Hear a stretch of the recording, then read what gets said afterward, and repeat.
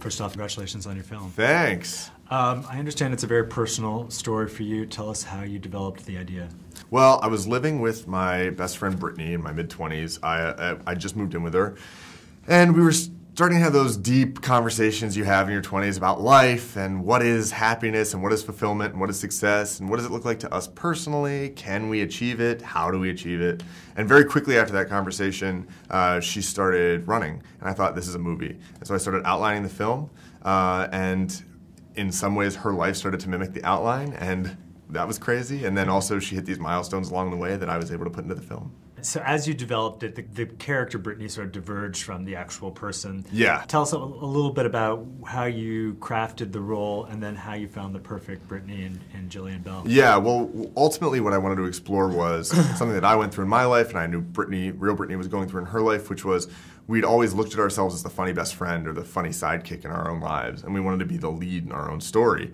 And that, you know, in order to do that, we had to change the way we looked at ourselves, change the way we asked other people to look at us. We lost friends along the way. We got new ones in their place and found a way that we could come into adulthood with dignity and self-respect.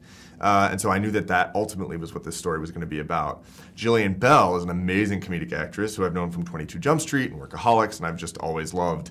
And I knew whoever played this role was going to have to be both comedically inclined and also have depth and a well of vulnerability to expose, because that's the journey the character goes on. You know, this is a fun, funny movie, but we're also exploring a person's inner pain and their soul.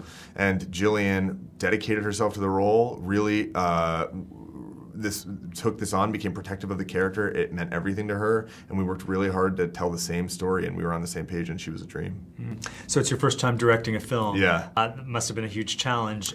Why did you want to direct this project that you wrote? I'd never directed anything, but I knew that this story was delicate and that it could be told in a way that was not as respectful as I'd wanted it to be told. Mm-hmm. And I also wanted to make sure that we were balancing the humor and the right kind of humor. You know, we didn't want to laugh at any of the characters. We wanted all of the humor to be coming from a place of character, that they want something, that they're relatable.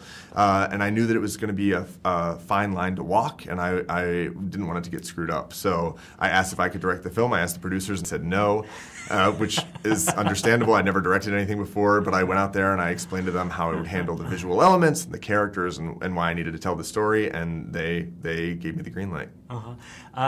So it's such a wonderful film and the way it came together.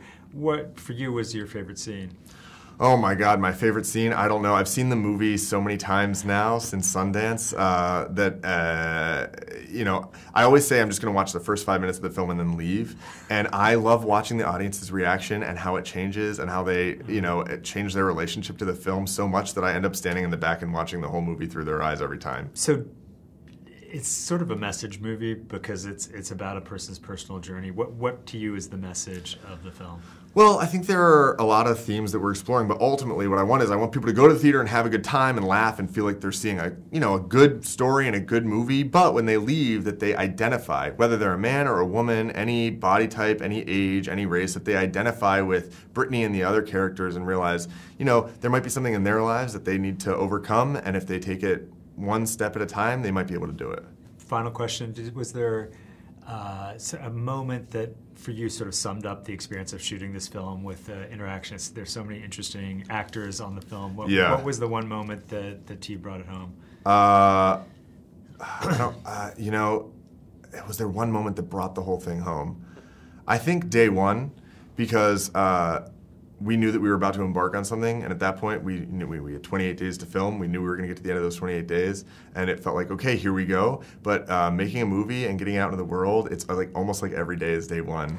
You know, we're doing our best to make sure that people can see this movie that we made with such love and care.